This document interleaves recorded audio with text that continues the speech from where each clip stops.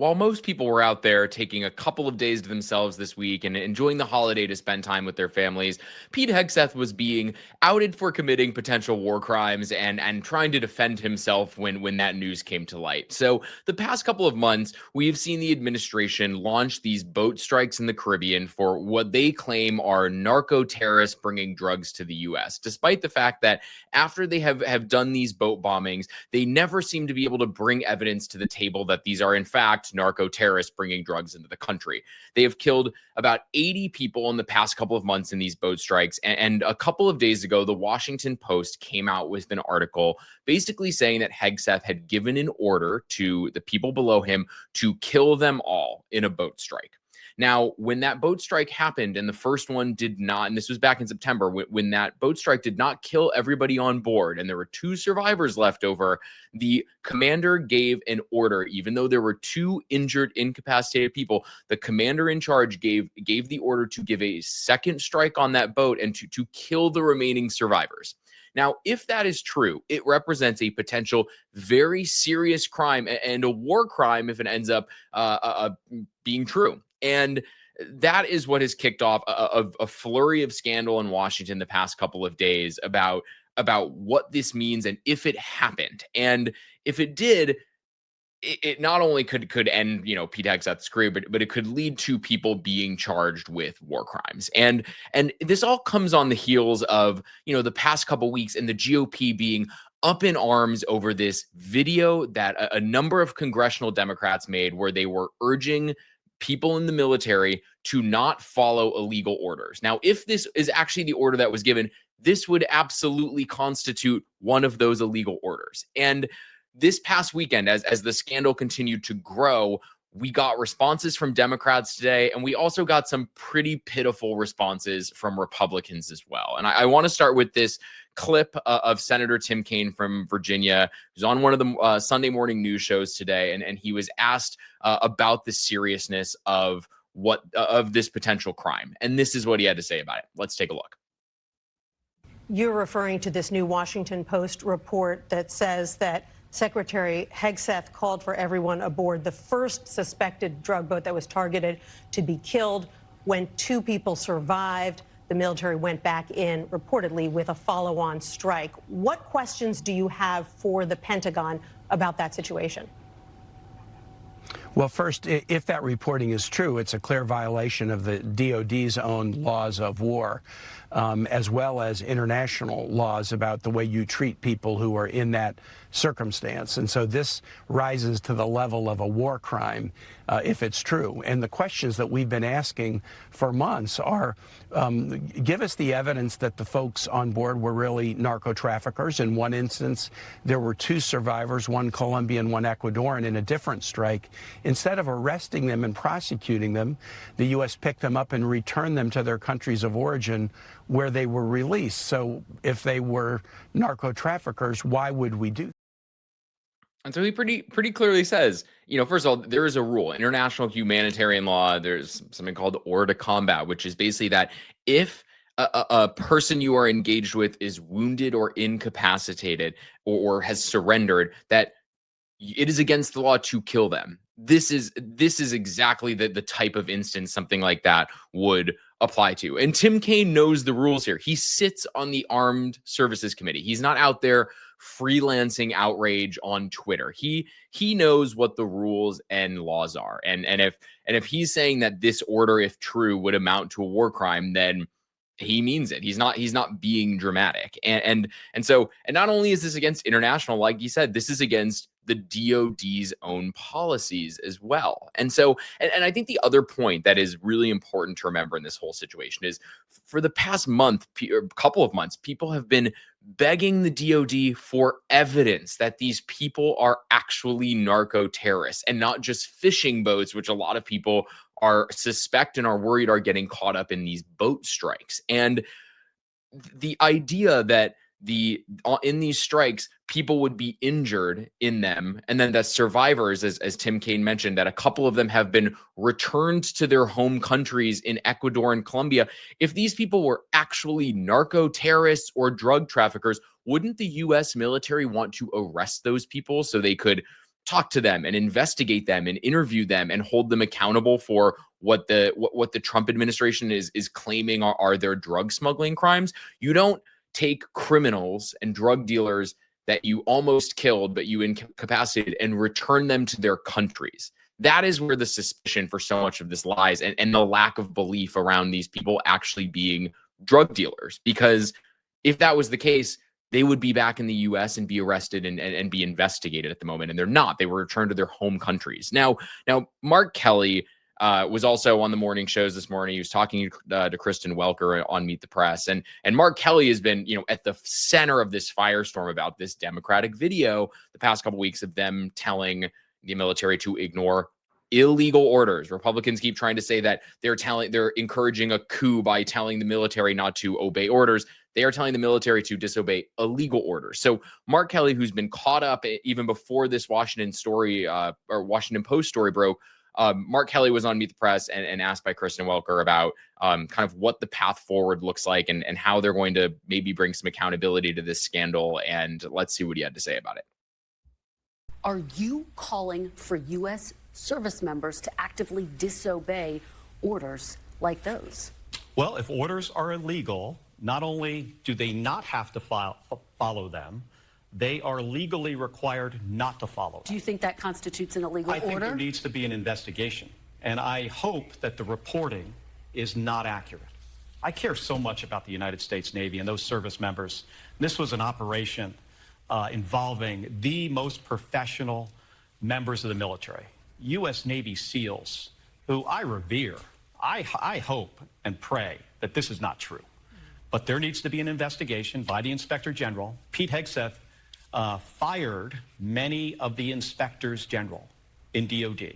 But who's ever left needs to investigate it. We're going to investigate it. I sit on the Armed Services Committee. We're going to have an investigation. We're going to have a public hearing. We're going to put these folks under oath, and we're going to find out what happened, and then there needs to be accountability. Let me ask you. And this is a small glimmer of hope we're seeing in this. There has been bipartisan outrage about it, but not just outrage without any follow-up or follow-through on what that outrage is going to lead to. Because of this article coming out, both the House and the Senate Armed Services Committee, both the Republican and the Democratic chairs of both of those committees have come out and said, we need to have an investigation to figure out what happened, and we need the people who might be responsible to come to the Hill and testify under oath about what happened. And that is a rare moment of bipartisanship and accountability that we're seeing in Congress right now. And so it does look like, at the very least, Pete Hegseth is going to have to come to the Hill and explain what happened. And he is going to have to answer the question, did you give the order? And did the order say, kill them all? Because if that did, that is a serious crime. And if he didn't, then he's going to be able to go there and under oath say he didn't. But just from what we've seen, that and what we've witnessed thus far with these boat strikes, and how Hegseth has gone about almost bragging about his approach to this, that doesn't seem out of the realm of possibility of what he would say. I mean, we know and we've seen his incompetence thus far, and him making an off comment or a kind of an off the cuff comment about that has led to a violation of the law would frankly be the least surprising thing we've seen from Pete Hegseth thus far.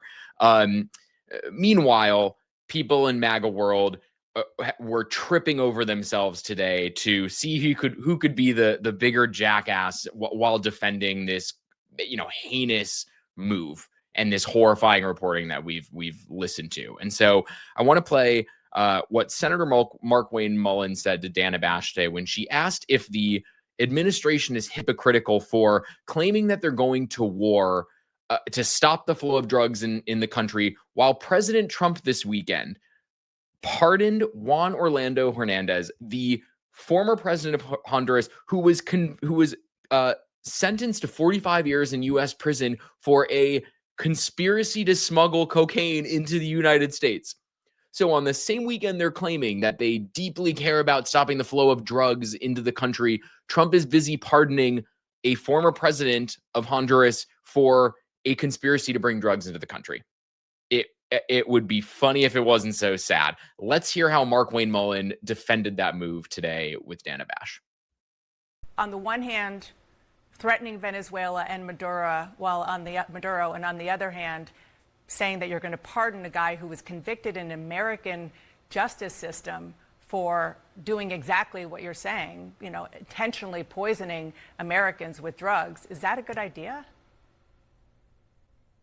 Well, I wasn't involved in the conversations that he had with the president of Honduras at the time. I believe there's probably a good faith that is being stretched forth here. If you saw the True Social post he put out, there was a direct message. I guarantee you the president's foreign affairs approach is one that's being very effective around the world, a lot better than the Biden administration. That's why world leaders are coming in every single day wanting to visit with the president. That's why the president is able to stop 8 foreign wars and hopefully 9.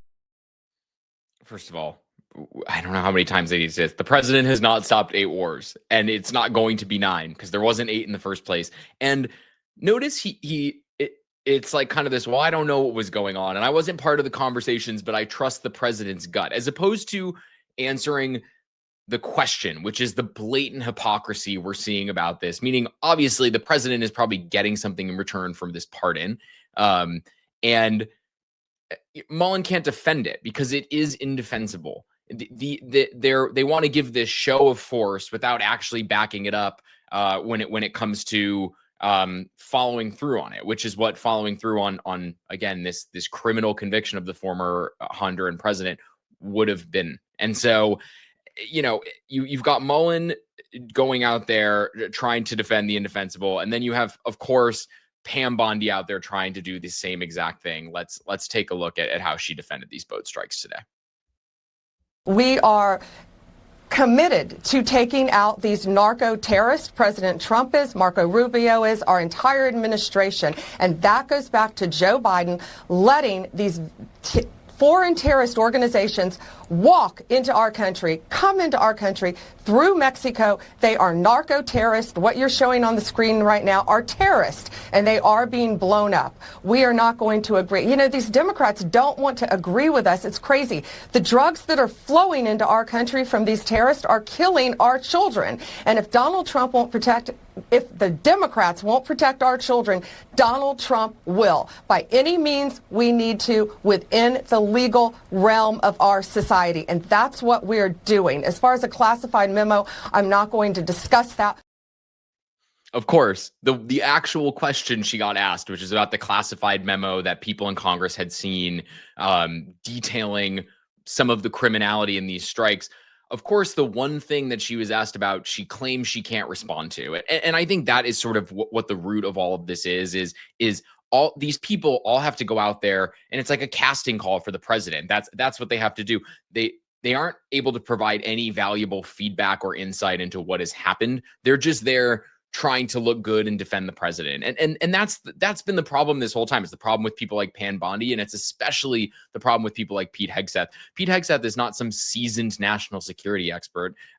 He's a Fox News personality, and he got put in charge of the Pentagon because Trump liked the way he talked. And this is what happens when you turn the Department of Defense into a cable news casting call. You have horrific mistakes with international implications. And unfortunately, from what we've seen thus far, no accountability. And do I think there's going to be accountability for this tomorrow? No, because look at what today's Republican Party and what this administration is. They're going to fight tooth and nail against accountability. But we do have bipartisan calls for accountability, which is a start. And as Congressman Ted Cruz said yesterday, Congressman Ted Lieu, not Ted Cruz, Congressman Ted Lieu said yesterday, he did a post on X where he said, there is no statute of limitations on war crimes. They don't go away, and people don't forget about these things. And I hope we don't, because there's going to be a lot of things to remember. But in something horrific like this, when something like this happens, if we discover it in fact happened, it's good to know that there might be some accountability down the road when things change. That is it for me today. If you liked what you saw in this video, throw a like on it. Follow the Demwins Media YouTube channel. Follow me at buildingthebench.substack.com, and we will keep bringing you the news as you need to see it. Thanks for watching. See you tomorrow.